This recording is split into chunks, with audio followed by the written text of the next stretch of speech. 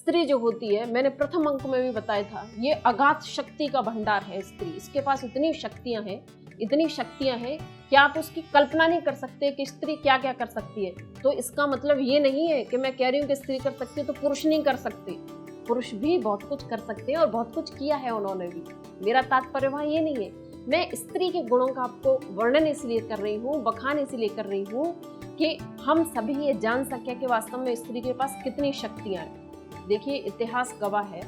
अगर हम थोड़ा सा इतिहास के सैर पर चलें, पीछे अगर हम जाएं, तो हम ये जानेंगे, आपने नाम पता नहीं सुना होगा या नहीं सुना होगा, काफ़ी ऐतिहासिक घटना है, वैसे तो बहुत फेमस है।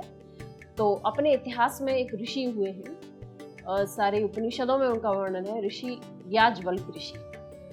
तो याज्ञवल्क्य ऋषि को वेदांगों का परम ज्ञाता कहा जाता था, बहुत इंटेलिजेंट, जिन्हें ईश्वर के करीब कहा जाता था कि बहुत नज़दीक है ईश्वर के। तो याज्ञवल्क्य ऋषि इतने माहिर शास्त्रार्थ में, कैसा भी कोई भी शास्त्र उठा लो, कहीं से भी कुछ भी उठा लो और उनसे आप शास्त्रार्थ कर लीजिए, मतलब डिबेट कर लीजिए उस विषय पर, वो आपको बता देंगे। तो एक बार मंडन मिश्र का उनके साथ शास्त्रार्थ हुआ। मंडन मिश्र भी उस समय के बहुत दिग्गज विद्वान थे, जिनकी बहुत उच्च कोटि के विद्वानों में गणना होती थी, गिनती होती थी।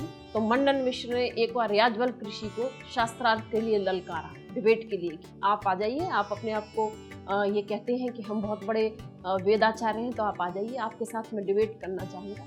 दोनों का डिबेट होता है। मैं नारी अर्थात देवी की शक्ति आपको बता रही हूँ कि वो ब्रह्मचारिणी कैसे है। तो दोनों की जब डिबेट होती है, तो याज्ञवल्क्य ऋषि छोटा मोटा नाम नहीं था उस समय, बहुत सौम्य स्वभाव के, बहुत शांत स्वभाव के, बहुत विद्वान, परम ज्ञाता वेदांगों के। तो जब उनकी आपस में डिबेट चल रही थी, तो एक वक्त ऐसा आया कि एक प्रश्न का उत्तर मंडन मिश्र नहीं दे पाए। याज्ञवल्क्य ऋषि ने उन्हें दोबारा मौका दिया कि मैं प्रश्न बदलता हूँ। इस प्रश्न का भी उत्तर मंडन मिश्र नहीं दे पाए।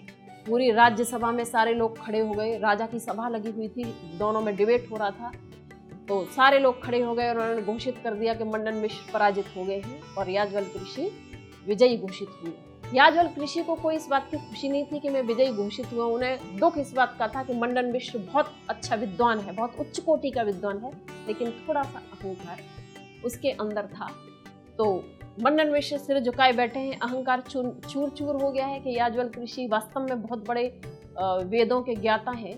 लेकिन मंडन मिश्र की पत्नी भारती भरी सभा में खड़ी हो जाती है और याज्ञवल्क्य ऋषि को कहती है कि ऋषिवर, मैं आपसे इतना कहना चाहती हूँ कि पत्नी को क्या कहा जाता है। तो ऋषिवर बोले कि पत्नी को अर्धांगिनी कहा जाता है। आप सब भी सुन लीजिए श्रोताओं, पत्नी को क्या कहते हैं? अर्धांगिनी, यानी पति का आधा अंग अर्धांगिनी कहा जाता है पत्नी को।